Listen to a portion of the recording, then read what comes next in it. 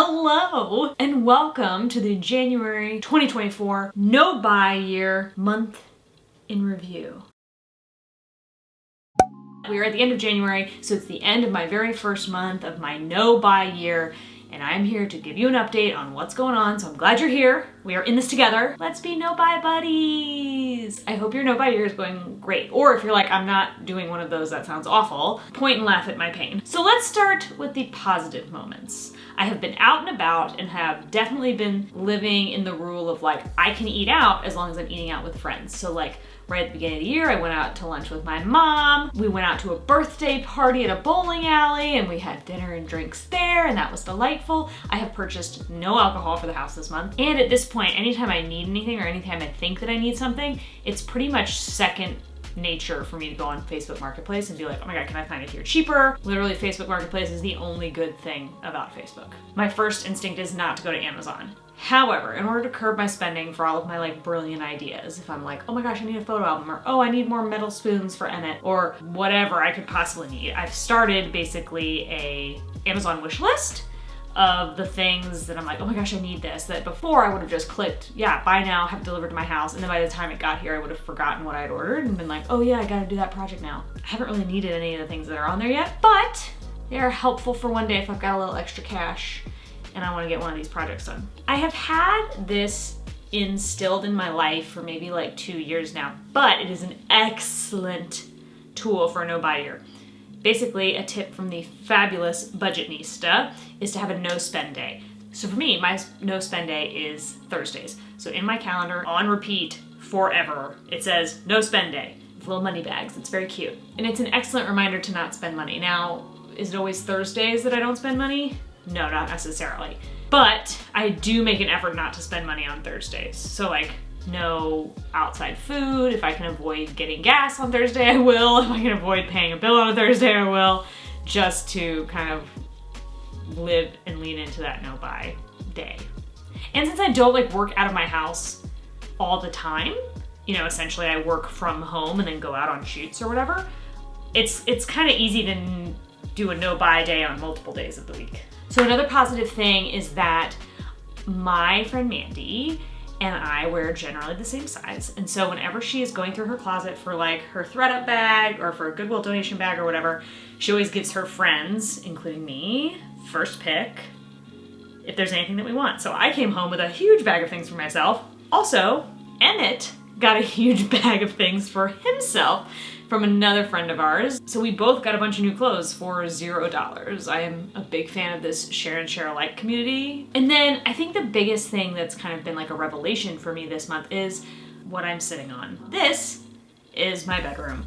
And this project of putting up the accent wall, getting the bed frame, putting up the sconces, the mattress, the whole thing has been a process of like, oh my gosh, almost like 4 or 5 months. It's been kind of insane. Like ever since like right after Emmett was born is I think when we bought the sconces, and they've been sitting in a box in our bedroom for literal months.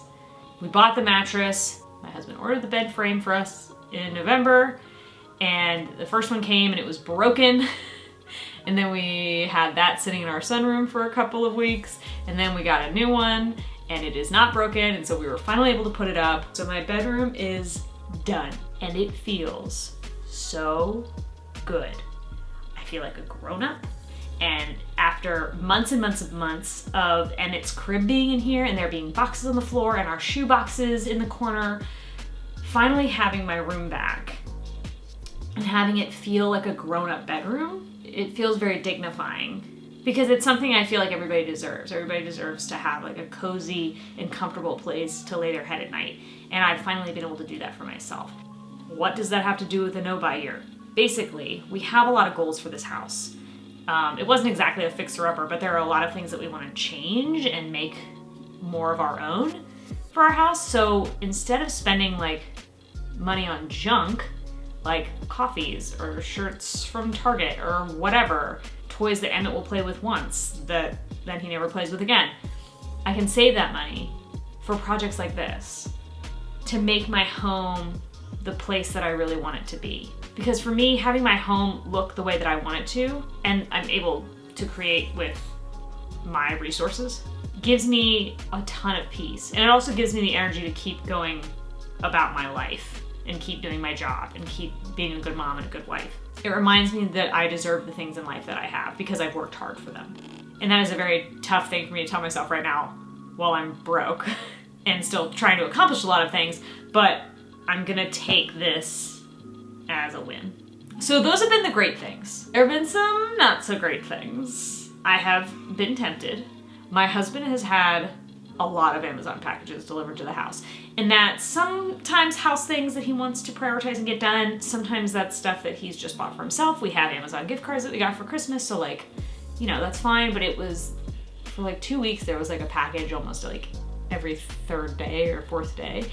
And it was just really bizarre because I knew they were for him. I hadn't ordered anything.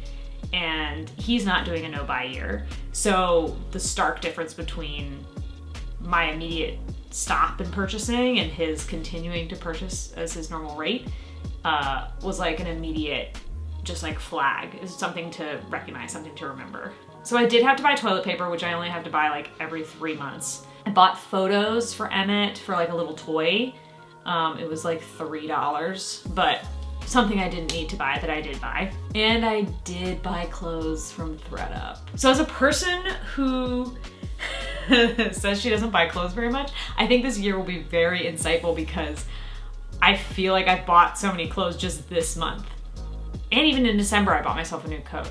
But the ThredUp stuff, there was a blouse and some yoga pants for myself. There were mostly clothes for Emmett for the next couple of sizes for him. But I will say all the clothes that I've gotten this month and last month have been secondhand. So that's like a really cool and awesome thing because that is the goal for this year, right? I can buy clothes, but they just need to be secondhand. And I have kept to that rule so far this year. And then my car. Okay, so I got a speeding ticket in December. Yuck. And it was $100 because I was going 36 miles an hour in a school zone. Y'all, those traffic cameras in Gwinnett County will get you. And I had to get an oil change. And because I have a sport model of a Toyota Corolla, it takes full synthetic oil, and so it's way more expensive than just getting a regular oil change. So if you're looking at getting a new car, think maybe not the sport version, because that was something I didn't know. I just thought it was cute. So yeah, that was a bigger car bill than I normally have to pay. But hey, get it out of the way now and then I don't have to think about it for the rest of the year. Other things out of my account when I like looked at my statements, I mailed some stuff. I got takeout twice, which is pretty good for an entire month. And my SodaStream broke. Okay, so it's no one's fault, but this tiny little piece in the back, I guess just lived its best life and has died. And so I was faced with the reality of this machine that I use every single frickin' day has been broken. What do I do? My immediate first thought was, oh, let me look on Amazon and see how much a new one costs. Apparently their lifespan is only like 2 years. We've had ours for over 3, I guess 3.5. And so, you know, we definitely get our money's worth out of it. But luckily, my husband is fabulous. And he was like, maybe we can find a used one. Better yet, what he researched is that this piece breaks all the time on SodaStreams. So there's a person on Etsy who 3D prints a replacement piece for this piece that broke. So now I'm going to order tomorrow a $10 piece that saves me from spending $90 on a new SodaStream. I am so excited. Right now we have done this really crazy MacGyvered zip tie scenario on it so that it works for now until it comes through. Those are the types of unexpected things that like shouldn't blow my budget. Like I shouldn't have to be worried about replacing that. I'm really happy that I didn't like just go and, you know, just because I had the money, I would just go buy a new one. I'm glad I'm thinking sustainably about it. But a SodaStream is a necessity in this house, guys. Okay, so where are we at? My debt. I don't think I properly calculated how much I personally own. And this doesn't include our mortgage. So on my Wells Fargo, our Capital One, our medical bill for Emmett's delivery, which we are still negotiating, but I still have to pay while we're negotiating it. A personal loan, our loan to Dan's dad. So my half of all the stuff that we owe is $18,784.52. That is so much money. On just like consumer stuff, right? Like it's not a mortgage, it's not student loans, it's not a car payment. Don't even get me started on how I need to save for a new car and a new phone. Blah. in my retirement emergency fund. So all the money to my name is $6,902.54. Why do I like post these numbers on the internet? Because I think it's important to be like, no, I'm not living below the poverty line, because apparently the poverty line is like nothing. But I only make $27,000 a year. My business makes more, but that's how much I take home. We are living extremely frugally, but these debts that we've accrued have kind of just been things that we felt like we had to do, or debts we've had to accrue in order to do some of the things in our life that we didn't really have a choice. I had to go to the hospital and have a baby. And if you sit here and tell me I didn't have to, I don't want to hear it. COVID really did a number on not only our finances, but on my mental health, on my physical health. We're done with it. I'm done. We're moving on. We are starting from the bottom. This video is going to be a great remembrance at the end of the year. Being like, oh my gosh, look at how much money I owed in January. And then in December, we'll all just party when I've got like a fully funded emergency fund and my consumer debts are all paid off and everything's great and hunky-dory. So what's the plan for February?